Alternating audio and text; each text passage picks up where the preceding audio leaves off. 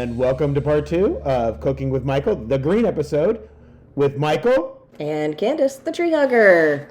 What you're going to show next, by the way, so I'm going to be real honest. I have not been the most green person, and things that Candice introduces into the household that is green and eco-friendly sometimes gets on my nerves. What she's going to show next, I think, is cool as hell, and I never, ever, ever would have thought of that. I'm so excited for this. Yeah. I'm so excited because I never would have thought of this. So, anyway, go ahead. Okay, so. I'm doing a big Josh. Okay, sorry. Try to reuse the packaging that your food and other items come in. And these jars are great. They're fantastic. And they work until you break the glass. They don't wear out. Like, you know, the metal it's aluminum, but it's still sturdy enough. They don't wear out. Okay. So, we've got the tall and the short. Obviously, it's like small and medium. Storage containers. Baby, these suckers are free. Why?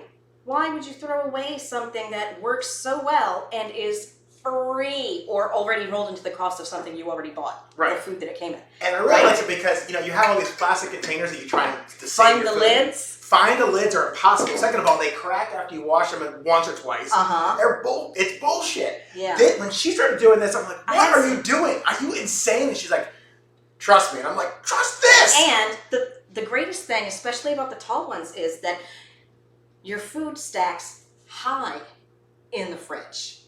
Okay? We'll ruin the fridge. Exactly. These puppies, I can stack 2 shorts, and as long as they're on the side, so they have something to lean on in case they get bumped, it's fine. And the lids are so easy to take on and off. And they don't warp. They don't warp, and they wash really well. What I always do, I put a tiny bit of water in these things, and put the lid on, and then just shake it so a little bit of water gets over everything that had food on it, and just leave it in the sink until the next time I'm running dishes, and I don't need to scrub anything because that little bit of moisture trapped by the lid keeps it from drying out and sticking. This was of all the things that she's showing me, but that was my favorite because that was just the coolest thing, and I felt such an idiot all these years. Thank you for not jumping on that. But anyway, it was... Who says I'm not going to? Fair enough.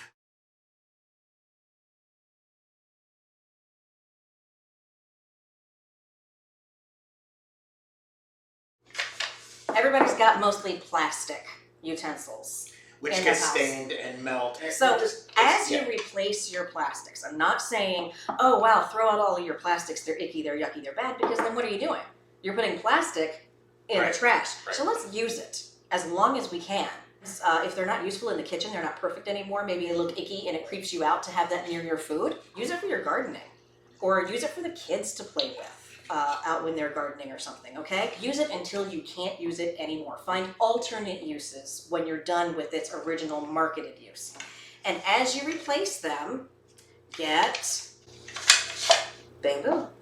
This is a set. It comes, and I'm not selling for this company, but... unless they want to advertise on us, cookingwithmichael.us. You get the stand and all of these utensils at once. I think it was like $18 or something. They're bamboo, okay? Bamboo is technically a grass, but it's very hard and sturdy. And no, you will not turn into a panda if you cook with them. Okay, so first of all, she kind of knew where I was going with that. Get the thingy with the hole. It's supposed to be used for measuring your pasta, I guess. Yes, off with the thing with the hole. That is the technical term. Shut up. I don't know the name for it. Your slotted spoon, flat spatula thingy, regular spoon, and your grabby thing. And this is all in one set. And there's a much wider variety of other kitchen tools available in bamboo, but this is a good basic intro set. The next thing is straws, especially if you've got kids. I prefer to get bamboo straws if you have kids because mine like to chew on the damn straw. So I don't want them chewing on metal and messing up their teeth. It's actually, so... Hold on, I'm not done yet. Okay, sorry. Okay. There are metal straws as well, and I think most adults would probably prefer a metal straw because you're not going to chew on it, you're not going to mess up your dental work. And you can also get them that are bendy. I've never seen a bendy bamboo straw. First of all, I want to point out that she's drinking her Sauvignon Blanc with a straw. It's for demonstration purposes. Demonstration. She just wanted to drink out of a straw. But no, actually, it's really cool because a lot of you who are watching nationwide, more and more counties and states are mandating that plastic straws be eliminated from restaurants. And I know there's a lot of people that watch nationwide. First of all, thank you for watching. We really, really appreciate it. Who have issues with that, and I can understand it because it's what we're used to. But these bamboo straws, it's the same thing. They fit in your purse real easy. It's actually, and they do also make metal collapsible straws as well. So it's keep a look in those things and realize that, you know, times are changing. We're used to those plastic straws that we used to get, and you get from this. Yeah, exactly. You're used to that stuff when you go to the restaurant and your kids are getting straws with their water or their soda or their milk, whatever. But this stuff. Try to remember to bring your own straw. Right. And that's another thing that I really like of what she's talking about. So go ahead. Yeah. One more thing I want to mention before I forget. When you get your straws, most sites I've ever seen, they will sell a straw cleaner with it, either in a kit or they will have it very close by on their website. So you wet them, you rub them on your soap, you get a little bit of soap on there. Can you put this in the dishwasher afterwards, after you clean the inside of it? You know, I think for most of them you can, but we have had one or two that have split, and you see this one. It's probably split. Okay. Yeah. If we were to put this in the dishwasher 2 or 3 more times, it would probably. You know, the funny part is, and I'm sure you've seen the commercials, but it's actually true. Dishwashers are actually really eco-friendly because they use a lot less water. Oh yeah. And than hand washing. So, but that's why I wanted to ask. And they have the heat cycle, correct, which then kills off your germs, sanitizes it. Correct. So, one more thing I wanted to say about the bamboo straws when they do split. Now, these things are going to last you a good year or two at least, even if you abuse them by putting them into the dishwasher. When they do eventually break down for you and you can't use them as a straw anymore, you can use them in the garden, and your kids can play with them, whatever. You know, they can build things with them. These go in the compost. Oh, shit. Before we get to compost, because I know that's your favorite thing. Oh, yeah, my wax wraps. Okay. So, in terms of... Instead of plastic wrap or aluminum foil, which... I got a problem letting go of aluminum foil. I really do. I do. Aluminum. Stop. Alcoa. Stop. Go ahead. Okay. Show us what we're going to do with this. Yeah, the wax wraps, they are... I gotta be honest with you. I'm not the biggest fan of them, but I haven't found a better alternative yet. So, if anybody out there has an idea or has used something better than wax wraps, please, please, please let me know. Because personally, I find that the life of mine are not as long as advertised. You'll find a lot of people tell you, oh, don't wash your wax wraps. What am I supposed to do? Do they sound like that when they do that? I don't know. That's just what I imagine. I mean, what are we supposed to do with our wax wraps? We just wrap food in it. Okay, don't use it for meat or dairy, and you'll be fine. But bread rots, vegetables rot, fruit rots. So if you have little bits of it on your wax wrap, you still need to wash that thing with soap and water. So, yeah, you know, you just wash it front and back, make sure your countertops are clean when you do it so you can flip it over and not pick up more germs.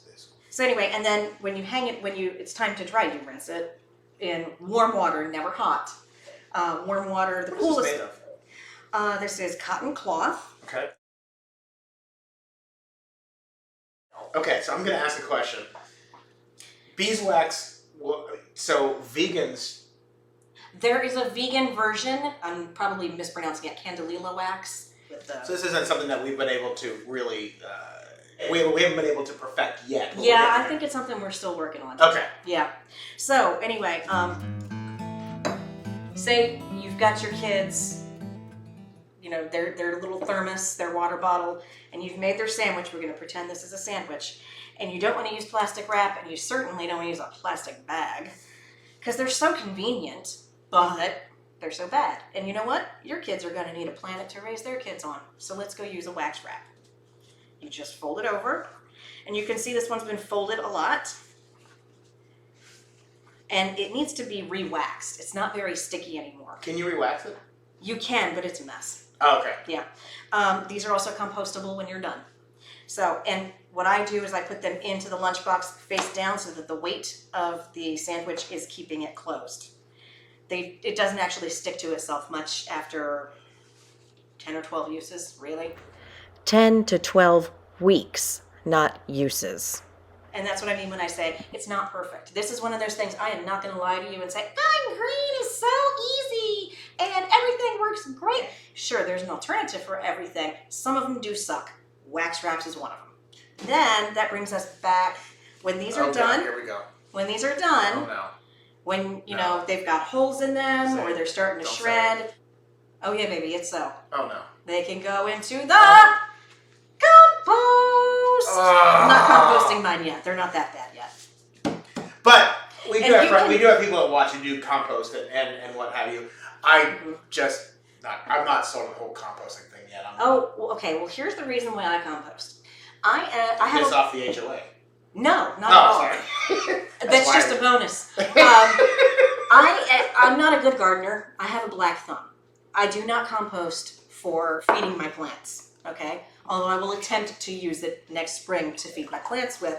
That was not the intent. The intent is to reduce your greenhouse gas footprint. Notice I said greenhouse gas, not carbon footprint.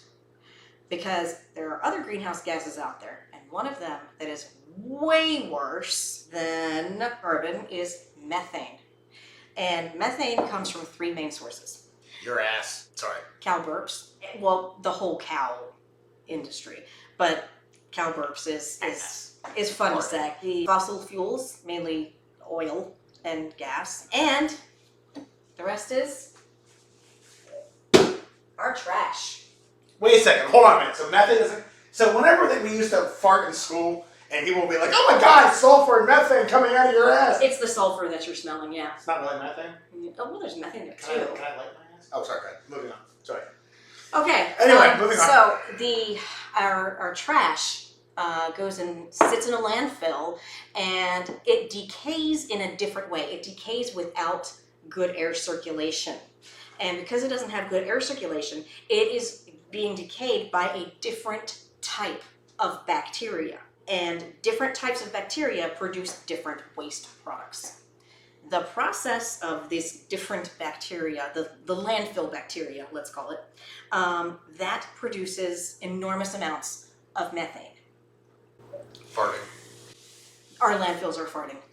What we can do to reduce the methane, Put less food in the trash by composting and not throw out as much single-use plastic as you can, because plastic, as it starts to break down in terms of fall apart, and the plastic also traps the, we send our trash out wrapped in a plastic bag, right? So that trash is trapping the food in there, and it's rotting with no oxygen getting to it.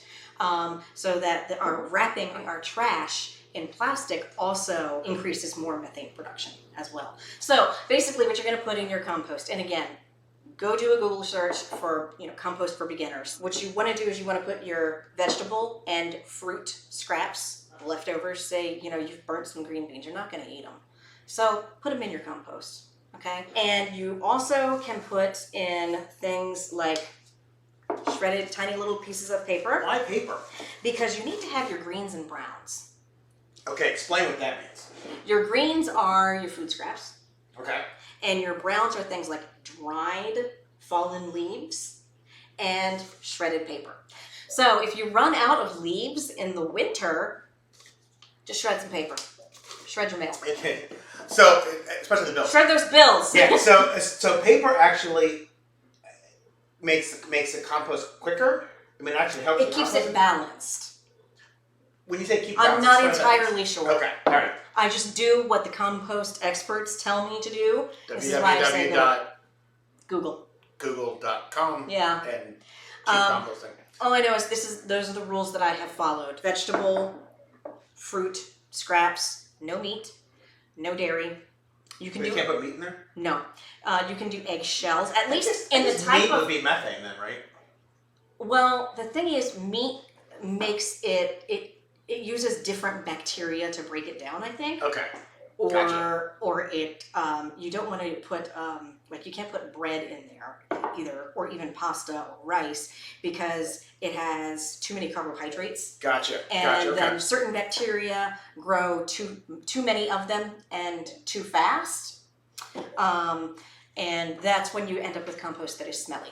Compost done right doesn't smell at all. That is true, and I can tell you because I didn't know she was composting for a while until after she told me. I'm like, what the hell is compost? And she showed me, and I'm like, so you're just making shit? And she's like, no, seriously, but it doesn't smell at all. And our condo association doesn't know us either. Doesn't know we're doing it either, so which is Right. Yes. A lot of folks living in townhouses have this problem. They've got a little bit of space. Why can't I have a compost pile? You know what? You can. You can. Just make sure, the nosy one to the right or the left of you can't, look over your fence and see it. We hide ours in our shed. And actually, we're lucky because our neighbors to our left and our right do know, and they actually think it's pretty cool. Again, I joke a lot, and I know we make a lot of fun of the composting. And I forgot to add, there are multiple other forms of composting as well. I'm doing what will be considered your backyard compost. You can do something called a bokashi compost. You can do worm composting. And they also have awesome, nifty machines that compost for you. Like you put your food scraps in, press a button, and then overnight, they break down all of your food. It's awesome. But those things cost like $300, $500. But that's also not quick, easy, cheap. And it's also not green because aren't we then like? It's less green, but if you're living in an apartment, Okay. or if you're still eating meat like us, I love it. It's always greener to eat less meat. Okay. Fuck you. I'm not gonna say, and that's why I'm not gonna say go vegetarian. Meat good. Because sorry, Clay. There are people who can't do that. People that are not willing to do that. Sorry, Maddie. Meat good. I know you guys are gonna kill me. So I love you guys. Go ahead, moving on. Sorry. Team up with me. Shut the fuck up. Can I get a sentence out? Sorry, moving on. God. People.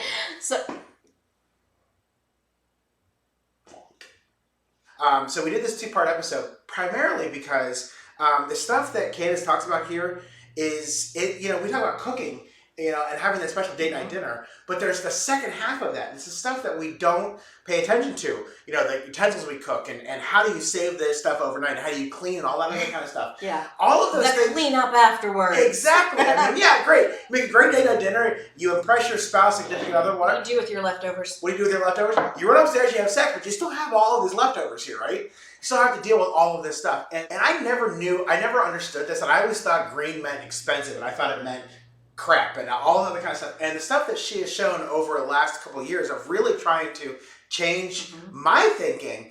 And that's why we want to do this on the show, so we can show you that there are really good, affordable ways that you can make stuff accessible too. Not just affordable, but also something that is, that's easy. Or I've got containers. Right. Yeah, they're empty. I was going to toss them in recycling, but I could just wash them up and use them. Sure. Yeah, all of that stuff, which is great. And so if you're watching this and you're really liking this stuff and you want to have a Hints from Hugger show, comment, and we'll add another show to this, and we'll do Hints from Hugger, where I just drink and she tells you all kind of cool shit. But anyway, keep going. Okay, yeah, let us know if there's anything else that you want to know about. If it's food, or if it's, hey, I had a question about your green kitchen episode, or hey, what about the bathroom? Thank you for showing this, and we will keep watching, keep commenting, subscribing, liking, watching, sharing with your friends, and of course buying our merchandise at cookingwithmichael.us. Had to get that out there because I got to pay for all this shit.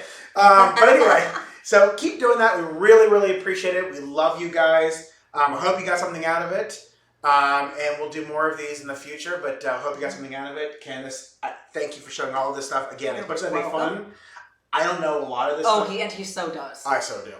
But I don't know a lot about it, and I know you do, so it's fantastic. I'm so glad you're part of this. I'm so glad you came on and are now on us with every week. It's we joke and whatever, but it's fantastic. So again, hope you enjoyed the 2-part episode, and we'll see you next week on Cooking with Michael.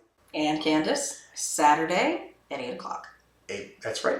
Saturday, 8 p.m. Woo! I got something right today. Woohoo! High five.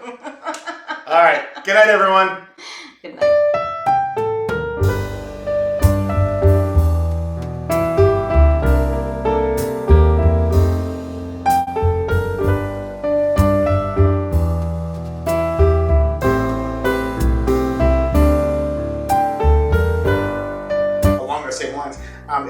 cooking with those little pandas show up in your house? Too far of a commute. They're actually lazy. Pandas are lazy. They kind of have to be because they live off of bamboo. We live near the National Zoo in DC, so they're not that far away. And again, I'm sure an Uber would be more than happy to drive them over here to eat them. I don't think so. They're still bears. They're not moving on. Bamboo. So,